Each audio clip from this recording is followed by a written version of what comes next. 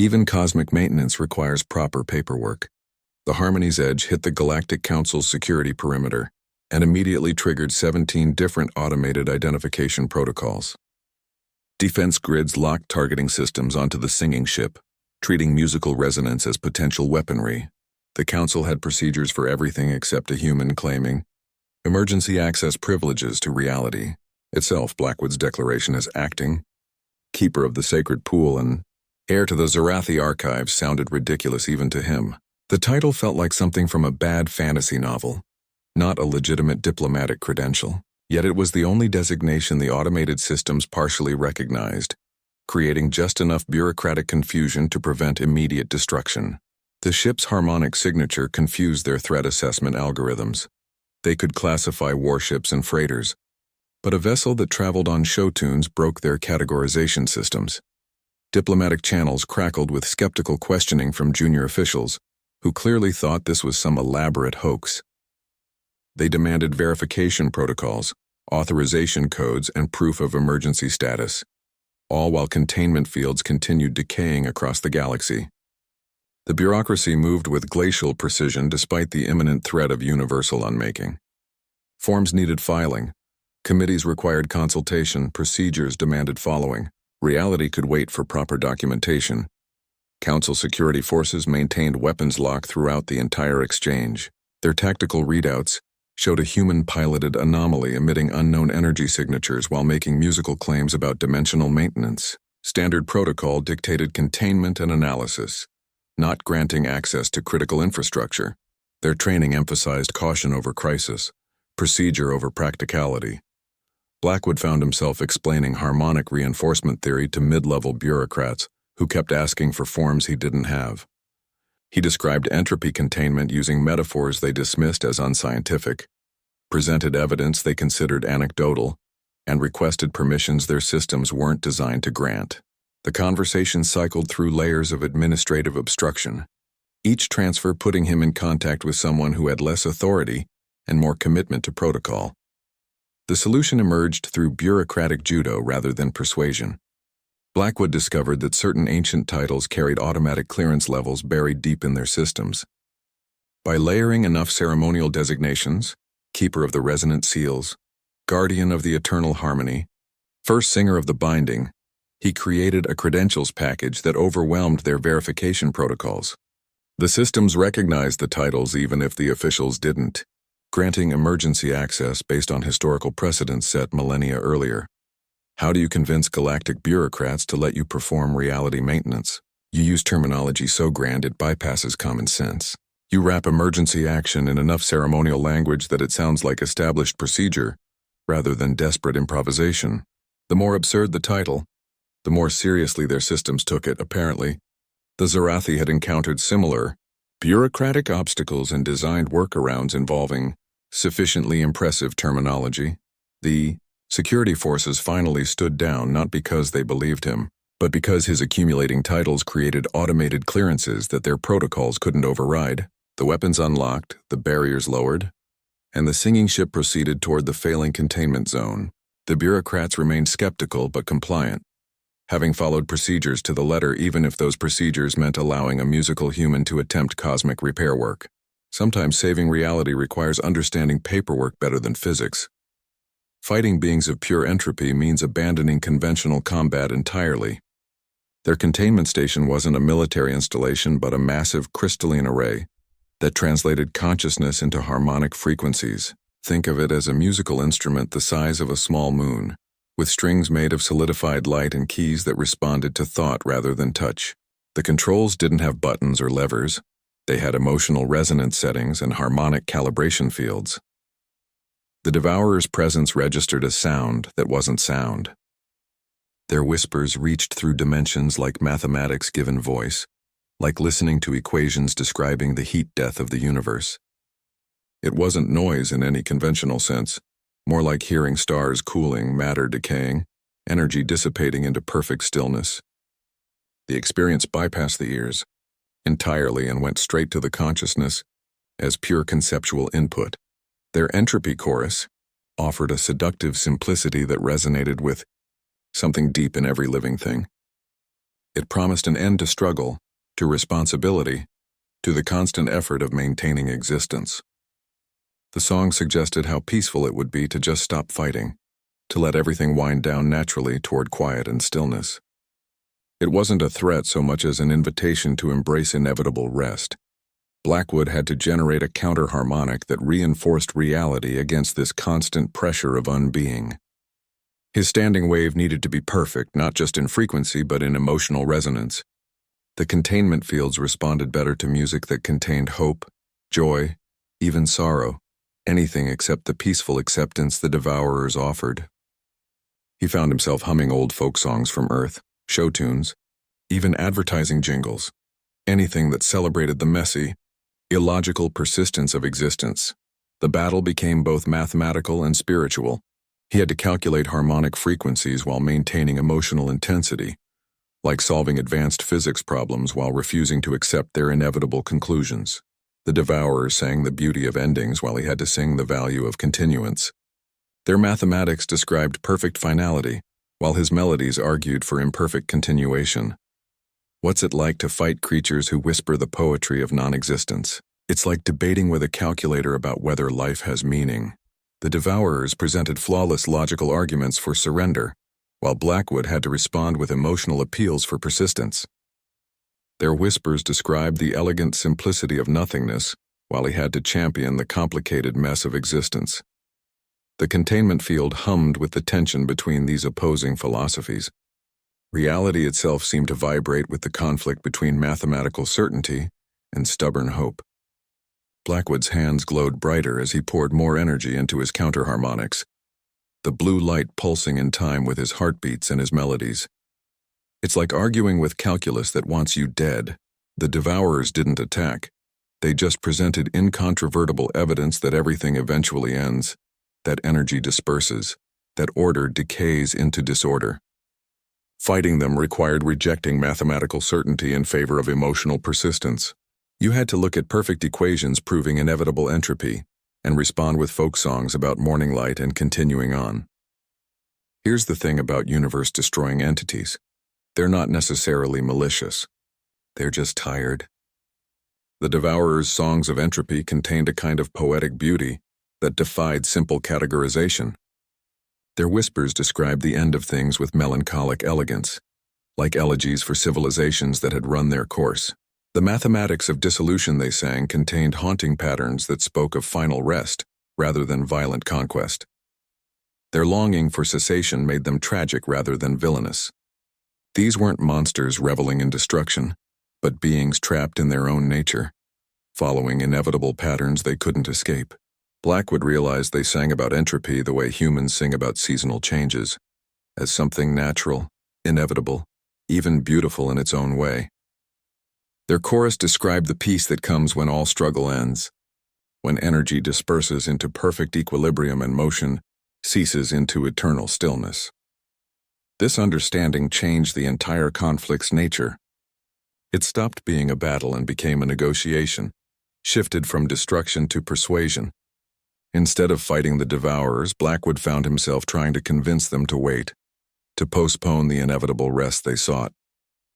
His harmonics became less about reinforcement and more about offering alternatives, suggesting that existence still had value worth maintaining a little longer. The cosmic horror gained humane depth when viewed through this lens. These weren't mindless destroyers, but weary beings who'd witnessed too much, existed too long, carried too much weight. Their desire to unmake reality came from exhaustion rather than malice, from wanting the peace that only complete cessation could provide. They'd been containing themselves as much as being contained, resisting their own nature through the Zarathi's harmonic prisons. Musical theory became survival skill. He had to master harmonics that could shape reality, frequencies that affected dimensional stability, rhythms that reinforced containment fields. His Zarathi knowledge gave him the understanding, but the execution required human creativity, interpreting ancient scores with emotional resonance that pure logic couldn't achieve. The seals responded better to imperfect passion than perfect technical execution, which made humanity's emotional variability an asset rather than a flaw. Why singing instead of shooting? Because some enemies can't be fought, only counterbalanced. The Devourers represented universal decay, the inevitable trend toward disorder that everything eventually follows. You can't destroy that concept. You can only provide counterharmonics that slow the process, that reinforce order against chaos. It's not a battle you win, just maintenance you perform continuously. The artillery doesn't work here. Only art has the subtlety to fight entropy on its own terms. You outsing the silence, outcompose the chaos, and hope your voice holds out longer than the universe's tendency toward quiet. You ever get that feeling? Humanity's progress seemed a little too convenient? Like we went from cave paintings to particle accelerators suspiciously fast? Turns out we had help. The Zarathi weren't just ancient aliens. They were cosmic gardeners who'd been pruning humanity's evolutionary tree for centuries. They didn't invade or reveal themselves. They just left carefully placed artifacts, introduced subtle genetic variations, and occasionally adjusted our environment to steer us toward specific breakthroughs. Every major leap in human civilization came with their fingerprints all over it. Agriculture didn't just happen.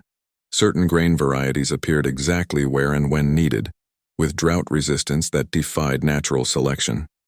Writing systems emerged with structural similarities across isolated cultures, like someone left the same instructional manual lying around multiple times. Technological revolutions followed patterns that aligned a little too neatly with Zarathi knowledge bases, as if they'd seeded the concepts and waited for us to rediscover them. Blackwood discovered he carried specific Zarathi genetic markers that made him compatible with their technology. The pool didn't choose a random human. It selected for traits they'd been cultivating across generations. His curiosity, his risk tolerance, his chaotic problem-solving approach, all were features they'd carefully encouraged through centuries of subtle manipulation. He wasn't an outlier. He was exactly what they'd been building toward. The Galactic Council's skepticism about humanity suddenly made perfect sense. They'd watched this primitive species progress at impossible speeds, developing technologies that should have taken millennia, displaying creativity that defied evolutionary logic. We weren't some natural success story. We were the pet project of a species they considered dangerously unpredictable. The Zarathi were the eccentric geniuses who decided to experiment with teaching monkeys advanced physics, and humanity was the monkey that somehow started building rockets. Our supposed strengths were designed features. Human creativity, adaptability, and even our stubbornness were traits the Zarathi had valued precisely because they lacked them. Their own civilization had become too rigid, too logical, too bound by protocols to handle novel threats. They needed a species that would try the illogical thing, the emotional thing, the thing that made no sense but sometimes worked anyway. They weren't looking for perfection. They wanted productive chaos. How does an entire species get secretly guided for centuries? Through patience and subtlety, the Zarathi operated on timescales that made human history look like a brief interruption. They'd introduce a mathematical concept through dreams, place an artifact where it would be found at the right moment, tweak genetics to produce the occasional visionary who'd see patterns others missed. Their guidance was so gentle most humans never noticed anything except occasional moments of unexplained inspiration. We weren't the heroes of our own story. We were the backup plan, the contingency option the Zarathi created when they realized their own civilization was too set in its ways to handle the Devourers. They needed someone who hadn't read the rulebook, who'd approach cosmic problems with fresh eyes and questionable methods. Humanity's entire development was essentially a millennia-long job interview for the position of reality maintenance technician, and Blackwood was the first candidate who actually got the job. Most starships use engines. The Harmony's Edge used music. Zarathi technology operated on principles that made conventional physics look like crude approximations. Their entire technological philosophy boiled down to one simple concept: reality responds to harmonics. The ship didn't burn fuel or manipulate gravity. It hummed specific frequencies that made space itself more malleable, allowing passage without conventional thrust. Propulsion came from resonance engines that generated standing waves in the fabric of space-time. The ship moved by finding harmonic pathways through folded dimensions, essentially surfing on resonant frequencies that other species couldn't even detect. Navigation coordinates weren't plotted in 3 dimensions but composed as musical sequences, specific operatic phrases that described folded space with mathematical precision. You didn't pilot this vessel with controls. You sang it directions. Blackwood discovered he could operate the ship through thought alone. His connection to Zarathi tech made him the perfect interface. His consciousness could generate the necessary harmonics directly, his transformed biology serving as both pilot and power source. The experience felt less like flying and more like remembering how to do something he'd never learned. The ship responded to his intentions before he fully formed them. Adjusting course to harmonics he only subconsciously produced. Space bent around the vessel as it traveled, reality itself seeming to harmonize with their journey. Stars didn't blur past so much as reorient themselves musically, their light shifting frequencies to match the ship's passage. Other ships traveled through space. The harmony's edge traveled with space, convincing reality to rearrange itself through persuasive resonance. The journey felt like being inside a constantly tuning instrument where every note shifted physical laws slightly. What does it mean when your transportation runs on show tunes? It means your commute involves convincing physics to temporarily suspend its own rules. Blackwood found himself mentally humming old Earth standards while plotting courses, discovering that show tunes worked surprisingly well for dimensional folding. Something about their structure and emotional resonance created particularly stable pathways through folded space. The ship's interior hummed with constant, low-level harmonies that maintained structural integrity. Walking through its corridors felt like moving through a living composition, with different sections resonating at frequencies that reinforced hull strength, life support, and navigation simultaneously. There were no engines in the conventional sense, just resonance chambers where harmonics shaped reality to the ship's needs. Piloting required understanding music as physics, and physics as music. Blackwood's archaeological training in ancient cultures suddenly became relevant. He recognized patterns from Earth's musical history that aligned with Zarathi navigation principles. The ship responded better to emotional resonance than technical perfection, favoring heartfelt, imperfect performances over sterile accuracy. Your transportation defining your mission has certain poetic symmetry. A ship that sailed on song, piloted by a man who fought entropy with melody, traveling to sing reality back into shape. The harmony's edge wasn't just transport. It was practice for the maintenance work ahead, a constant reminder that some problems require art rather than force, persuasion rather than domination. Most archaeologists study dead cultures. Blackwood became a living artifact himself. The transformation kept rewriting him over days and weeks, his nervous system adapting to contain both human and Zarathi consciousness. It wasn't like learning information, more like remembering things he'd never experienced. Knowledge surfacing like memories from a life he hadn't lived. His brain now housed scientific concepts no human had ever conceived. He understood dimensional mechanics the way you understand gravity, could visualize quantum fields as clearly as seeing weather patterns. The glowing hands turned out to be practical features, biological interfaces that could connect directly to Zarathi technology. His touch could activate systems that required specific energy signatures, making him essentially a universal access key for their entire technological infrastructure. He developed new senses, too. He could feel disturbances in containment fields light years away, like hearing a faint hum from a broken machine. Dimensional anomalies registered as pressure changes in his senses, subtle shifts that indicated weakening barriers. The Zarathi had designed their guardian to be an early warning system, as much as a maintenance worker. Blackwood joked about being the cosmic love child of science and poor decision-making. The humor covered genuine terror, waking up each day with more alien knowledge, more responsibility, more awareness of how fragile reality actually was. He was becoming something neither human nor Zarathi, a hybrid consciousness with duties spanning millennia. His human perspective became unexpectedly valuable. Where Zarathi solutions followed rigid logical patterns, Blackwood approached problems with chaotic creativity. He'd suggest solutions they'd never considered because they made no logical sense, using resonance frequencies instead of energy barriers, applying artistic principles to engineering problems. Their bridge worked both ways. He accessed their knowledge while giving them access to human irrationality. The transition wasn't smooth. He'd occasionally get overwhelmed by Zarathi memories mid-sentence, his speech trailing off as centuries of alien experience flooded his present awareness. His dreams blended archaeological digs with cosmic maintenance duties, digging through sand that turned into stardust, brushing away dirt to reveal dimensional seals. How do you become a bridge between species? Through gradual, irreversible transformation that rewires your biology and reshapes your consciousness. You gain abilities beyond normal comprehension, while losing parts of yourself in the process. The glowing hands and cosmic awareness come with permanent changes to how you perceive existence itself. It turns out one bad decision can chain you to cosmic responsibilities forever. You drink from the wrong pool, and suddenly you're responsible for maintaining the structural integrity of reality across multiple dimensions. Your life becomes measured in millennia. Your concerns shift from publication deadlines to preventing universal devouring, and your dating prospects diminish significantly when you glow blue and occasionally space out during conversations because you're sensing dimensional decay 3 star systems away. Most species have their local horrors, predators that hunt in the dark, plagues that collapse ecosystems, the usual nightmare fuel that keeps civilizations up at night. The Zorathi's problem was a little different. They weren't dealing with something you could shoot or quarantine.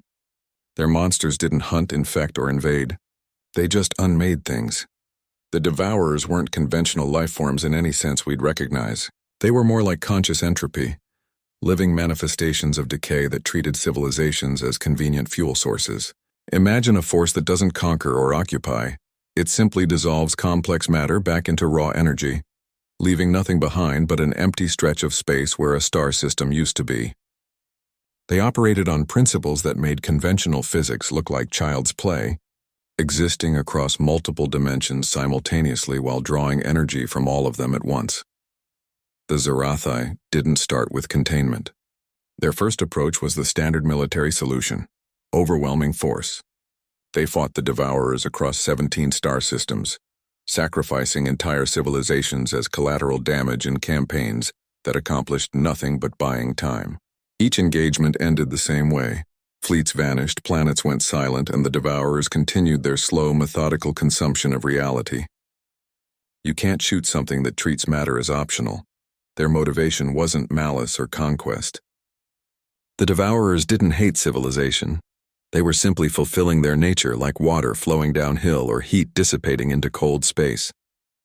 They were entropy given consciousness, inevitable as thermodynamics, inevitable as time's arrow pointing toward disorder.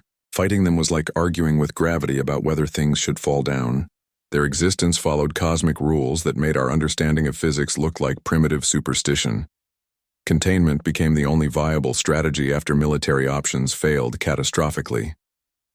The Zorathi developed pocket dimensions, artificial realities designed specifically to hold the Devourers, like custom-built prisons for concepts rather than creatures. But these prisons weren't permanent solutions. They decayed over time, their dimensional boundaries slowly wearing thin under constant pressure from within. Maintenance wasn't optional. It was continuous, meticulous work that required constant harmonic reinforcement to prevent total collapse. What the Zorathi locked away weren't monsters in the traditional sense. They were fundamental forces that had gained awareness, cosmic processes that had somehow become conscious and hungry. They didn't destroy out of anger or strategy. They simply followed their nature, reducing ordered systems to disordered energy, with the same inevitability as rust forming on metal or fruit rotting on a branch. Their danger came from being unavoidable, unstoppable, and utterly indifferent to anything but their own existence. Black holes at least recycle matter into new forms. The Devourers just erased.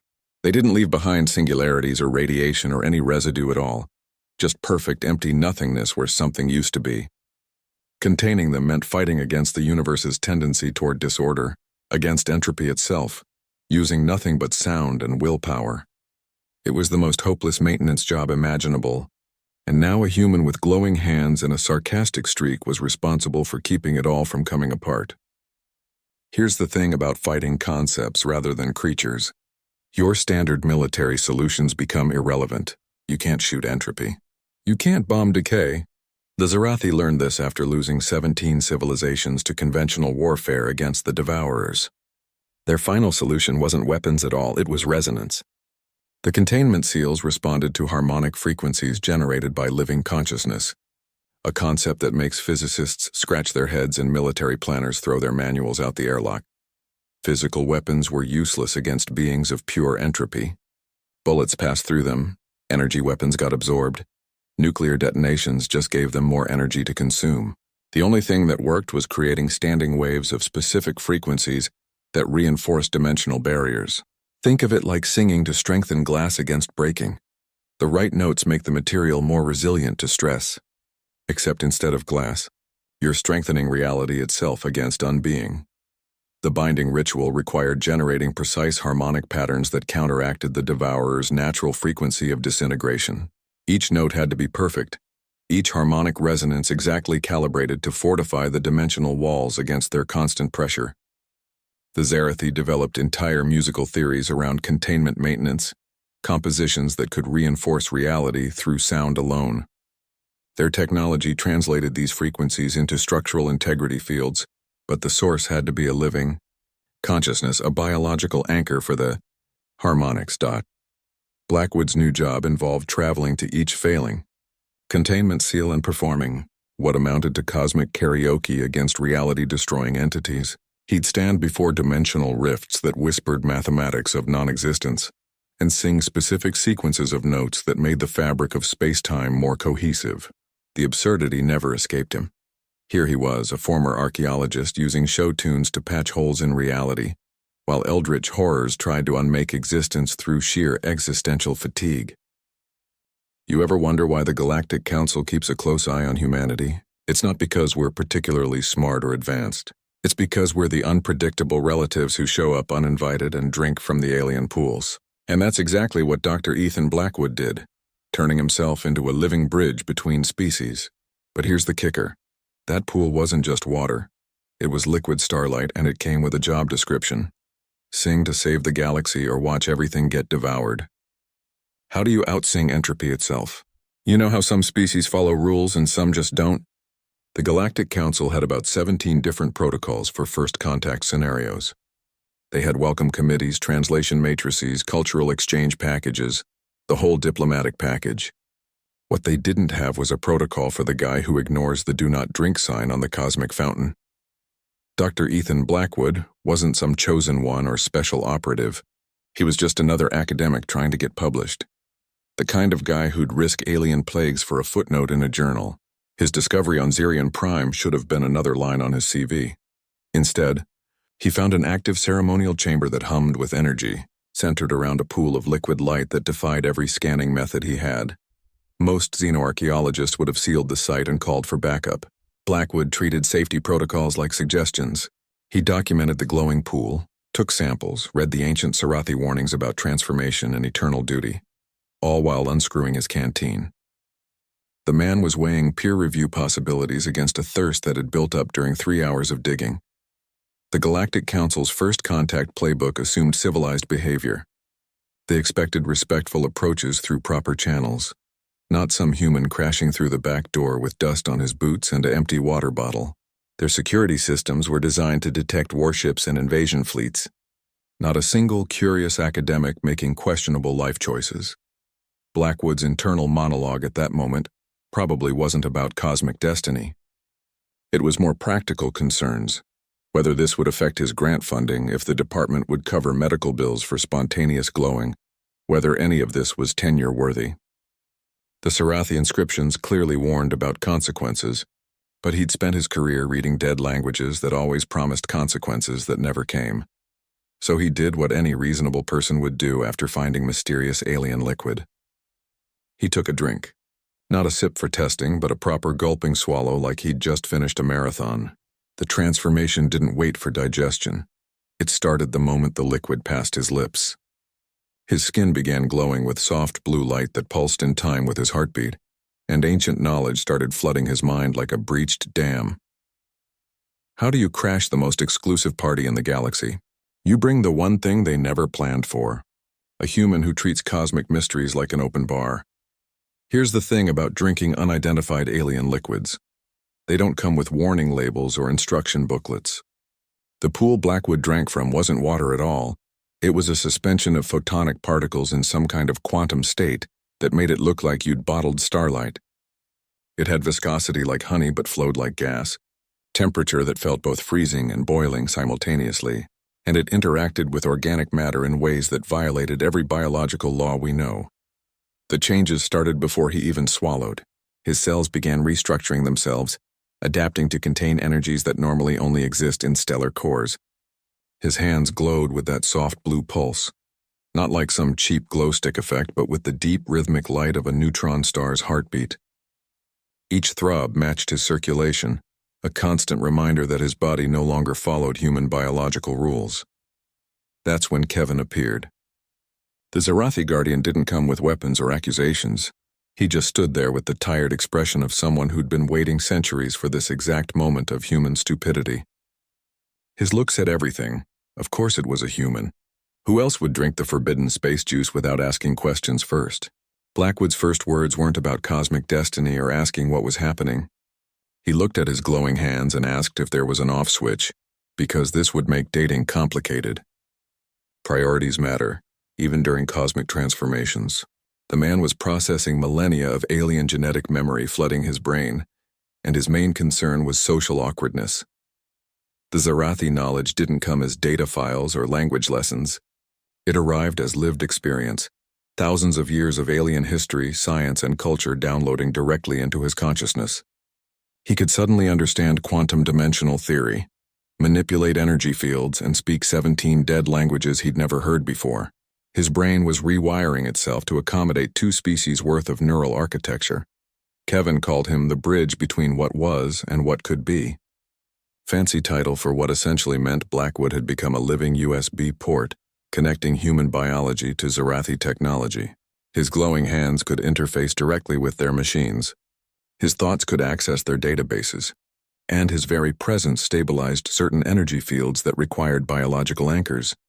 The transformation wasn't optional either. His body kept changing over the next several hours, developing new neural pathways and energy channels whether he wanted them or not. He was becoming something new, part human, part Zarathi, entirely unprepared for either species' expectations. His own DNA was rewriting itself according to patterns designed by aliens who'd apparently planned for this exact scenario. What happens when you drink liquid starlight from an alien ceremonial pool? You become the universe's problem whether you're ready or not. Your body adapts, your mind expands, and your life becomes permanently entangled with forces beyond normal comprehension. And apparently you develop a persistent blue glow that makes you terrible at stealth operations. You'd think an ancient species that built dimensional prisons for reality-eating monsters would have rigorous selection criteria for their guardians. The Zarathi selection process was less thorough than a fast food hiring manager on a busy Friday night. That glowing pool wasn't some random cosmic accident. It was designed to seek specific genetic markers and psychological profiles across the galaxy. It searched for curiosity without caution, creativity without constraints, and the kind of stubbornness that makes someone drink mysterious liquids just to see what happens. Blackwood embodied every warning the Galactic Council had ever issued about humanity. He was impulsive, irreverent, and treated cosmic secrets like personal challenges rather than sacred mysteries. His academic file showed a pattern of bypassing safety protocols for interesting data, of choosing discovery over decorum at every turn. The man had once licked a 1,000-year-old alien artifact because the scanning equipment was taking too long to analyze its composition. The Zarathi weren't looking for wisdom or discipline. They needed someone who'd act without permission, who'd break rules to get results, who'd treat impossible tasks as personal insults. Their previous guardians followed procedures perfectly as their civilization got devoured. They needed the kind of person who'd look at an impregnable dimensional seal and try picking the lock with a paperclip and sarcasm.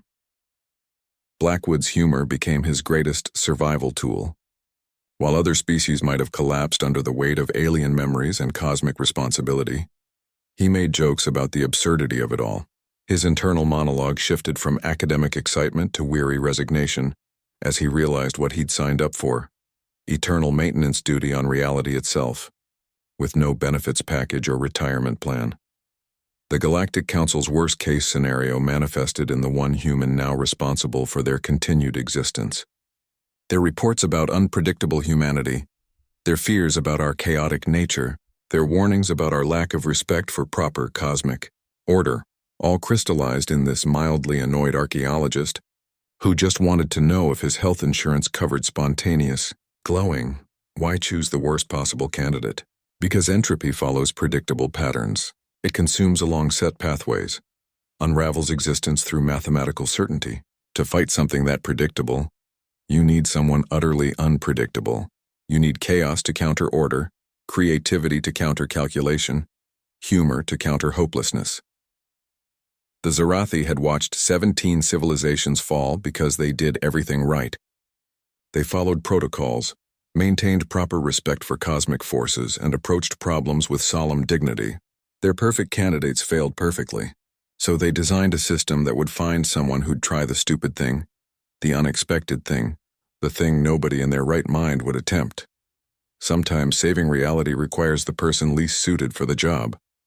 The one who'll sing show tunes at eldritch horrors, who'll file expense reports for cosmic salvation, who'll treat the end of everything as another problem to solve through stubbornness and poor life choices.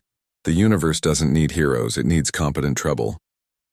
Not all cosmic maintenance involves melodic solutions.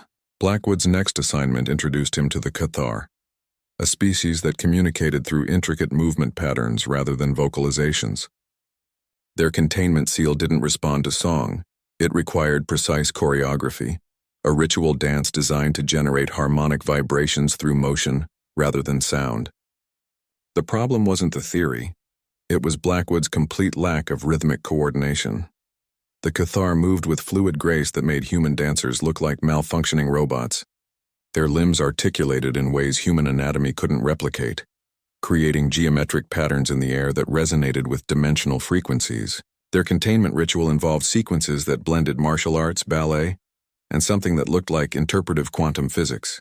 Blackwood's attempt resembled a man fighting an invisible bee while standing on loose gravel. The Galactic Council provided emergency dance instruction through holographic tutors that displayed infinite patience and minimal understanding of human physical limitations. Their training programs assumed anatomical flexibility that would require extensive surgery and possible divine intervention.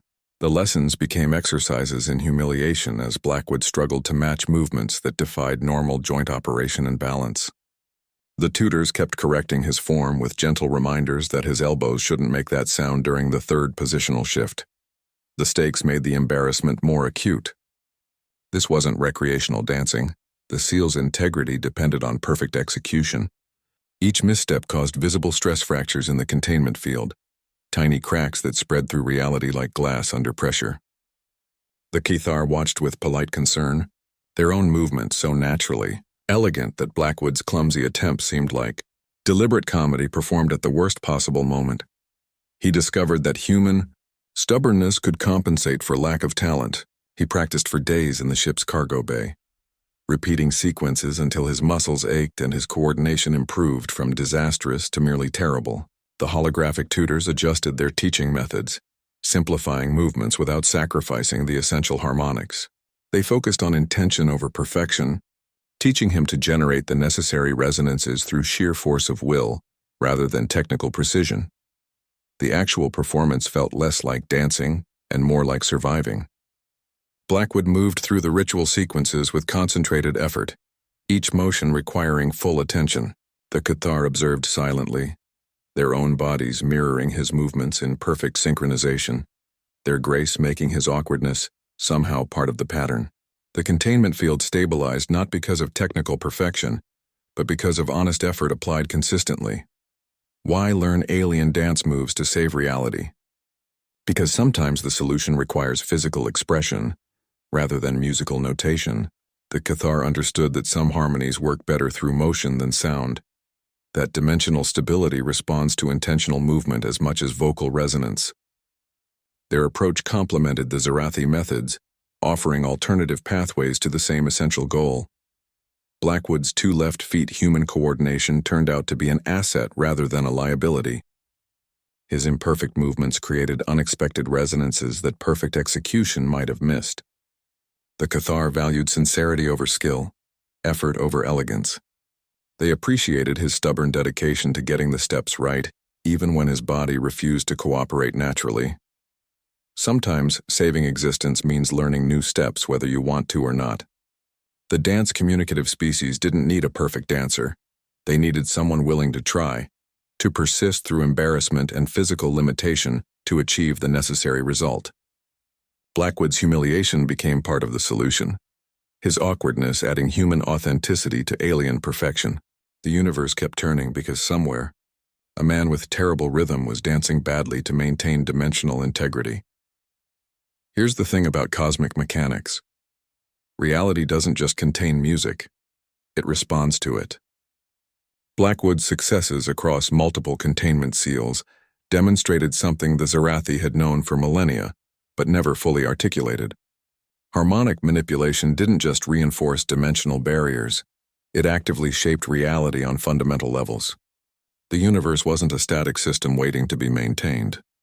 It was an instrument waiting to be played, with every note producing ripples through the fabric of existence itself. Each sealed dimension required different musical approaches based on its original creation conditions and the specific nature of the Devourers contained within. Some seals responded best to operatic arrangements with complex harmonic structures that mirrored their intricate construction. Others needed simple folk songs with emotional authenticity that resonated with their more primal nature. A few even required electronic beats and synthesized frequencies that matched their artificial dimensional matrices. The maintenance wasn't one-size-fits-all. It was custom composition work for each unique reality anchor. The universe began responding to Blackwood's efforts in ways the Zarathi records hadn't documented. His harmonics started generating resonant feedback from space-time itself, creating a cosmic dialogue between his music and reality's structure. The containment fields would hum back at specific frequencies, their energy patterns shifting to complement his melodies. Stars near maintenance sites would temporarily shift their light spectra to match the harmonic sequences he was generating. Space itself seemed to be singing along. This reciprocal relationship changed the maintenance process from solitary performance to collaborative creation. Blackwood found he could sense which notes would produce the strongest reinforcement responses, which harmonies would generate the most stable standing waves. The universe wasn't passive material to be shaped. It was an active participant in its own preservation, responding to musical input with structural adjustments that improved containment efficiency. The musical resonance became a conversation rather than a monologue. Blackwood would introduce a harmonic theme, and reality would answer with sympathetic vibrations that strengthened the overall effect. This feedback loop allowed for more efficient maintenance, requiring less energy input for greater structural reinforcement. The seals began maintaining themselves better between his visits, their residual harmonics continuing the work his performances had started. What started as emergency repairs evolved into ongoing compositional work. Blackwood found himself experimenting with different musical styles to see how reality would respond. Classical arrangements produced stable, predictable reinforcement, while jazz improvisation created adaptive barriers that shifted with the Devourer's own frequency changes. Rock anthems generated strong but short-lived reinforcement, useful for emergency patches but requiring frequent reapplication. The universe's appreciation for good music became measurable through containment field stability metrics. Upbeat, positive compositions consistently outperformed melancholic ones, suggesting reality itself preferred certain emotional resonances. Major keys provided better structural reinforcement than minor keys, and complex harmonies created more durable barriers than simple melodies. The data showed clear patterns. The universe had musical preferences. This discovery transformed maintenance from chore to creative endeavor. Blackwood began composing specifically for each seal's needs, tailoring his performances to both the technical requirements and the apparent aesthetic preferences of reality itself. His work became less about fighting entropy and more about collaborating with existence to maintain its continued functioning. The battle against decay became a continuous musical conversation between Guardian and Cosmos. Turns out the universe appreciates good music as much as anyone. It responds to quality composition with better structural integrity, to emotional authenticity with stronger dimensional reinforcement, to creative experimentation with adaptive solutions. The secret to maintaining reality isn't force or power. It's finding the right notes and playing them with genuine feeling. Existence seems to prefer being sung to rather than shouted at, persuaded rather than commanded, collaborated with rather than controlled. Immortality changes how you think about career planning. Most people worry about retirement accounts and pension plans. Blackwood had to consider what it meant to be professionally responsible for reality itself, with no expiration date. His transformation came with an extended lifespan that made thousand-year maintenance cycles feel like short-term projects rather than eternal commitments. The Zarathi design didn't include retirement options, just continuous duty with no scheduled end. Considering retirement when your job involves eternal reality maintenance creates philosophical problems most financial advisors haven't addressed. How do you plan for leisure activities when your work spans millennia? What does vacation time look like when dimensional seals require constant monitoring? The concept of weekends becomes meaningless when your responsibilities operate on cosmic timescales. Blackwood found himself thinking in eras rather than years, planning maintenance schedules that would outlast civilizations. His concerns about practical matters took on absurd proportions across multiple galactic jurisdictions. Tax obligations became complicated when dealing with 17 different civilizations' financial systems, some of which used concepts like temporal taxation based on relative time dilation. Health benefits meant negotiating with medical systems that considered human biology primitive, while offering regeneration therapies that could rebuild organs from scratch. Even something simple like life insurance required explaining that his lifespan was now functionally endless, barring cosmic accidents. The ongoing nature of his duties reshaped his entire perspective on existence. Where humans normally measure their lives in decades of achievement followed by rest, Blackwood faced endless cycles of maintenance with no completion possible. Success meant preventing disaster, not achieving victory. There would be no final moment of accomplishment, just continuous effort to delay the inevitable. His career became defined by persistence rather than progress, by maintenance rather than mastery. Some career paths don't have retirement options because they're not really careers at all. They're eternal responsibilities. The position of reality guardian came with no pension plan because the job never ended. There was no higher position to aspire to, no promotion to seek, no graceful exit strategy. The best he could hope for was finding someone else reckless enough to take over eventually. But the selection process seemed designed to find exactly one candidate per millennium. His university position became a quaint side project compared to his cosmic duties. Faculty meetings and publication requirements felt like playing house compared to actually maintaining the structural integrity of existence. The academic calendar's annual cycle seemed laughably brief when measured against the billion-year lifespan of the containment seals. His human concerns shrank to insignificance beside responsibilities that would continue long after Earth itself was dust. The concept of career advancement lost all meaning. How do you advance when you're already responsible for everything? There's no promotion from guardian of reality to something higher. No raise negotiations when your compensation is continued existence itself. No seeking better opportunities when you're already doing the most important job imaginable. Professional development meant learning new harmonic techniques, rather than climbing organizational ladders. What do you put on your resume? When your job description is prevents universal dissolution through musical intervention? How do you explain employment gaps when you were busy singing to entropy beings? The ordinary markers of career progression become irrelevant when measured against cosmic timescales. Blackwood's career path had narrowed to a single endless road with no exits, no rest stops, just continuous driving toward a destination that didn't exist. Some jobs choose you rather than the other way around. They don't come with benefits packages or retirement plans because they're not employment.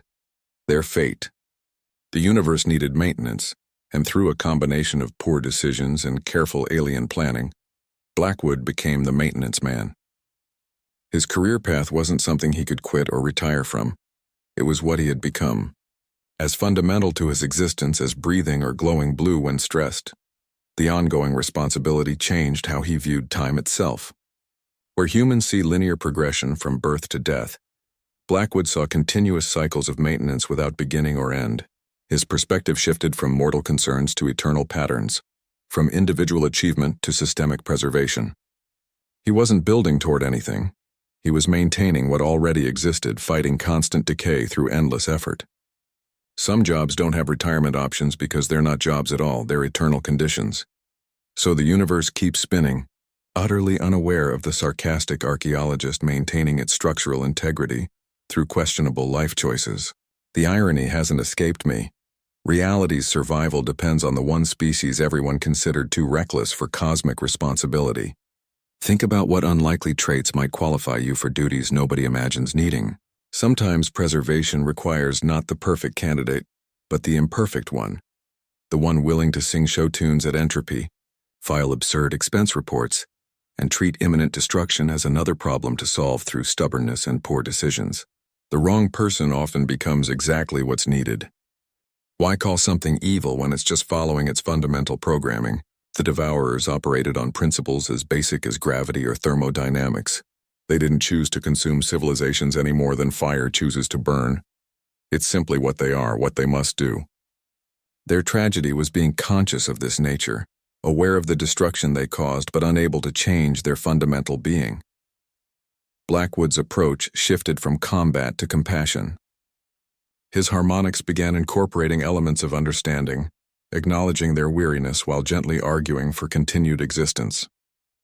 He found that containment worked better when it respected their nature rather than fighting it, when it offered temporary respite rather than permanent opposition. The standing waves became conversations rather than barriers, exchanges of perspective between beings who understood reality differently. Even reality itself gets worn out eventually. Stars burn out, galaxies drift apart, energy disperses into cold emptiness. The Devourers represented this universal fatigue, this natural tendency toward rest that everything eventually experiences.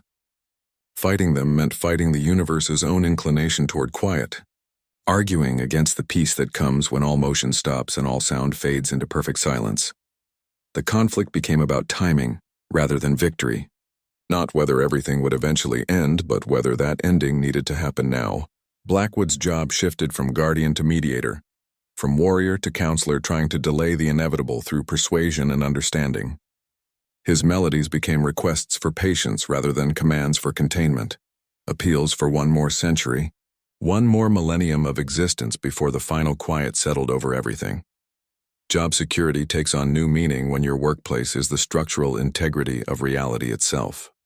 After stabilizing that first containment seal, Blackwood accessed the full Zerathi maintenance logs and discovered the actual scope of his new employment. The first seal wasn't the only problem. It was just the most urgent of 18 identical installations scattered across the galaxy, each requiring regular harmonic reinforcement to prevent catastrophic failure. His one-time emergency repair had turned into a permanent maintenance schedule with cosmic consequences for missed appointments. Each seal presented unique challenges despite serving the same function. Their locations ranged from deep space anomalies to planetary cores, to dimensional pockets that defied conventional navigation. Some required specific musical modes keyed to local physics. Others needed emotional resonances that matched their original creation conditions. The maintenance wasn't repetitive, it was like performing 18 different concertos, each with its own technical demands and emotional requirements, each critical to preventing universal decay. The Zerathi had maintained this system through coordinated teams across millennia, but their civilization's decline had left gaps in the maintenance rotation. Their numbers dwindled while the seal's demands remained constant, creating shortages that only someone with human adaptability could fill. Blackwood wasn't replacing one guardian. He was filling 17 vacancies simultaneously, becoming the sole maintenance technician for a system designed for an entire civilization's worth of personnel. His new career involved continuous travel between failing dimensional prisons, singing reality back into shape wherever the fabric showed signs of wear. The Harmony's Edge became his mobile workshop, its resonance engines tuned to jump between seal locations with efficiency that conventional ships couldn't match. His life settled into a rhythm of arrival, assessment, performance, and departure, with only brief stops for supplies and the occasional awkward Earth visit. The job came with unusual benefits and absurd drawbacks. Eternal life meant he wouldn't age out of the position, but it also meant no retirement options. Cosmic awareness allowed him to sense dimensional decay across light years, but it also made casual conversation challenging, when part of his brain was always monitoring 18 different reality anchors. The pay was non-existent, but the health plan apparently included spontaneous biological adaptation to cosmic forces. How does one human end up responsible for 18 dimensional prison seals? by being the only applicant who didn't read the fine print. The Zarathi selection process favored willingness over qualification, and humans have always been terrible at estimating risk versus reward. Blackwood's combination of curiosity and poor decision-making made him perfect for a job nobody in their right mind would want, maintaining systems that more sensible species would have abandoned as hopeless centuries ago. The position offered no training period or gradual onboarding. Each SEAL failure taught him through emergency experience what should have been covered in basic orientation. He learned which harmonics worked best for crystalline matrices versus quantum foam containments, which emotional resonances reinforced which dimensional barriers, how to prioritize repairs when multiple SEALs deteriorated simultaneously. The learning curve was vertical, and the consequences for failure were universal oblivion. Sometimes the most critical jobs go to those who never applied, because nobody else was reckless enough to take them. The universe doesn't need heroes. It needs competent trouble, someone who will show up uninvited and fix things everyone else considers impossible or unwise. Blackwood's career shift from archaeologist to reality maintenance specialist wasn't a promotion. It was the universe's way of outsourcing its most hopeless problems to the only species that treats impossible tasks as personal challenges. Here's the thing about cosmic responsibility. It doesn't come with an exemption from regular human problems. Blackwood still had to deal with grocery shopping, dental appointments, and the special hell that is modern dating. His glowing hands and occasional tendency to space out while accessing alien memory banks made normal social interactions complicated in ways dating apps never covered. Explaining. His job title became the first hurdle. Reality maintenance specialist either ended conversations immediately or attracted the wrong kind of attention, usually people who thought he meant philosophy or bathroom renovations. He tried variations like dimensional integrity consultant and cosmic systems engineer, but they either sounded pretentious or confused people into thinking he worked in IT. The truth was worse than any lie he could invent. Dates became exercises in careful deception and occasional disaster. He'd be halfway through dinner when part of his brain would notice a containment field fluctuating 3 star systems away. His eyes would lose focus while he subconsciously monitored harmonic frequencies, leaving his date wondering if she'd said something wrong. The glowing hands required constant excuses about medical conditions or artistic projects, neither of which explained why the light pulsed in complex mathematical patterns. Sometimes Zarathi poetry would surface at awkward moments.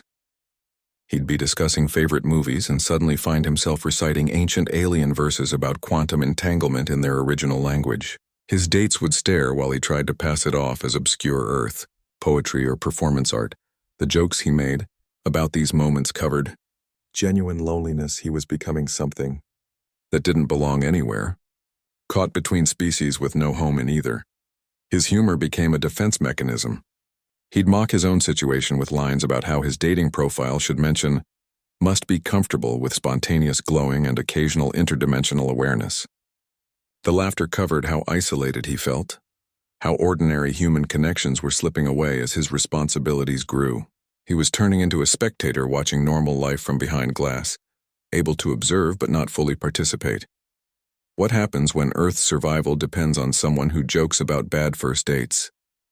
You gain perspective on what actually matters. Blackwood found himself cherishing the mundane problems that had once annoyed him. Waiting in line, dealing with traffic, awkward silences on dates. These became gifts rather than burdens. They reminded him what he was fighting for, why reality needed maintaining. The ordinary problems kept him grounded. Balancing checkbooks and remembering to water plants became acts of rebellion against the cosmic scale of his duties. Each normal human frustration became evidence that existence was worth preserving, that the messy complexity of life deserved protection from the peaceful silence the Devourers offered. You learn to appreciate small irritations when your day job involves singing to entropy.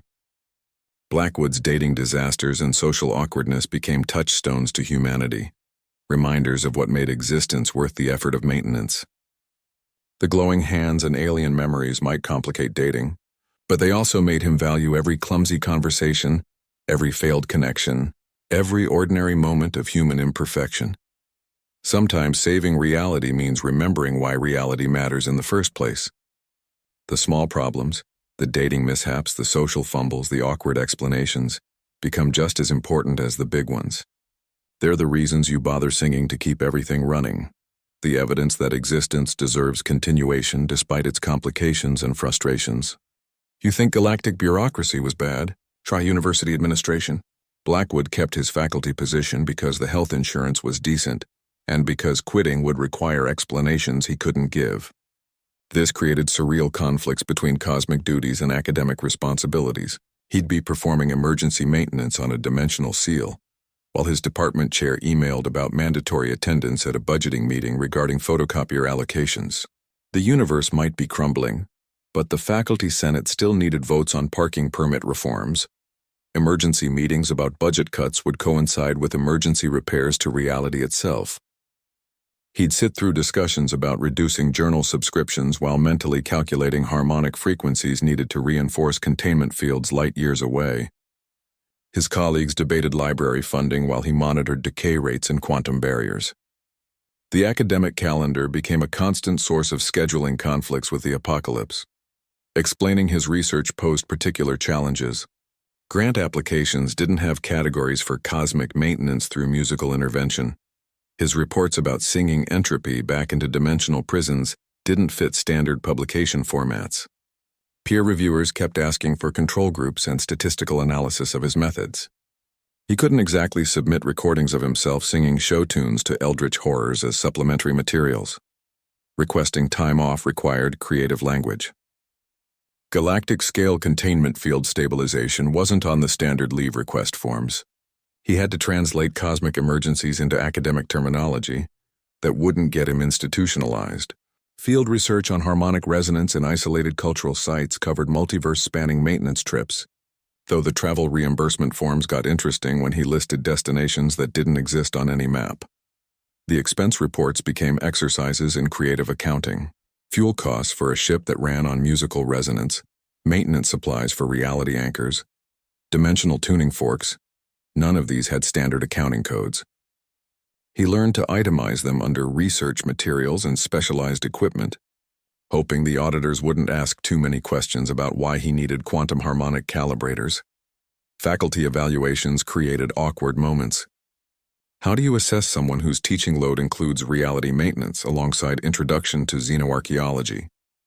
His student evaluations mentioned his occasional distraction during lectures, when containment fields required attention light years away. Department meetings included him, voting on curriculum changes while simultaneously monitoring 18 different dimensional seals for signs of failure. How do you file paperwork after becoming an immortal guardian of reality? You develop appreciation for bureaucratic absurdity as training for cosmic absurdity. The university's endless forms and committees became practice for dealing with Galactic Council protocols. The petty academic politics prepared him for interstellar diplomacy.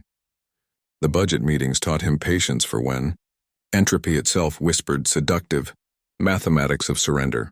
You learn that all bureaucracies operate on similar principles, whether they're managing a university department or galactic security. The same obsession with proper forms, the same resistance to emergency action without documentation, the same preference for procedure over practicality.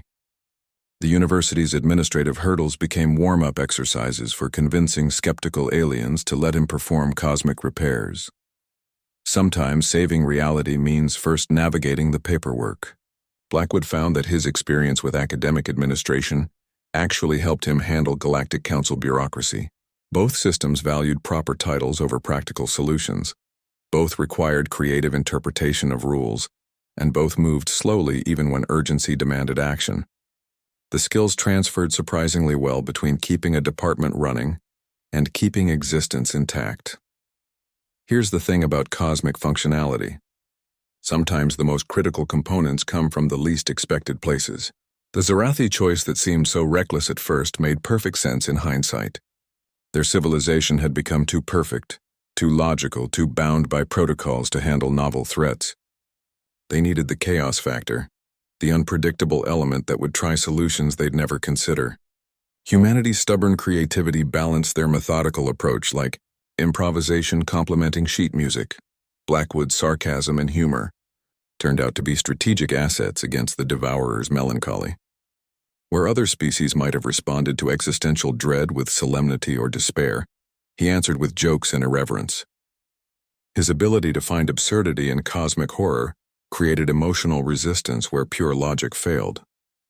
The Devourers offered peaceful surrender through mathematical certainty, and he countered with stubborn persistence through sheer force of personality. His humor wasn't deflection, it was defense mechanism and weapon combined. His human perspective generated solutions the Zarathi never could have conceived. They approached problems through established patterns and proven methods. He tried things that made no logical sense but sometimes worked anyway. Using show tunes against existential threats wasn't a joke. It was legitimate strategy based on emotional resonance affecting dimensional stability. His chaotic problem-solving complemented their systematic approaches, creating solutions neither could achieve alone. The universe literally couldn't function without this particular combination of poor decisions and unexpected competence. Blackwood's willingness to drink from mysterious pools, his refusal to follow protocols, his tendency to treat cosmic emergencies as personal challenges, these weren't flaws but features. The Zarathi had designed their selection process to find someone exactly this reckless, this curious, this unwilling to accept impossible as an answer. His incompetence in conventional terms made him perfectly competent for unconventional problems.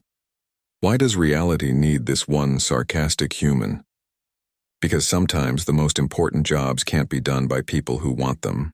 The qualified candidates, the logical choices, the sensible options, they all failed. They followed procedures perfectly while civilizations got devoured. They treated cosmic threats with respect they didn't deserve. The universe didn't need another perfect guardian. It needed someone who'd try the stupid thing, the emotional thing, the thing that made no sense but might just work. The essential component wasn't wisdom or power or experience. It was the willingness to treat cosmic responsibility like another problem to solve through stubbornness and poor life choices. Blackwood's combination of academic curiosity and personal recklessness created the exact profile needed to maintain reality against entropy. His human imperfections became cosmic necessities, his flaws became features, his bad decisions became the only thing keeping everything from coming apart. Sometimes the universe doesn't need heroes. It needs competent trouble. It needs the person who will show up uninvited, drink the cosmic karaoke juice, and start singing show tunes at reality-destroying entities. The most critical maintenance jobs go to those who never applied because nobody else was reckless enough to take them. The qualified candidates were too sensible to try the impossible, too logical to attempt the absurd, too reasonable to fight entropy with folk songs. The universe keeps spinning because somewhere out there, a mildly annoyed archaeologist with glowing hands is humming show tunes to keep dimensional seals from failing. His sarcasm counters mathematical certainty. His humor fights cosmic fatigue. His stubbornness argues against inevitable quiet. Reality maintains its messy complexity because one human refused to accept that some problems can't be solved through creativity and poor decision-making. Sometimes the most essential component is the one that shouldn't work but does.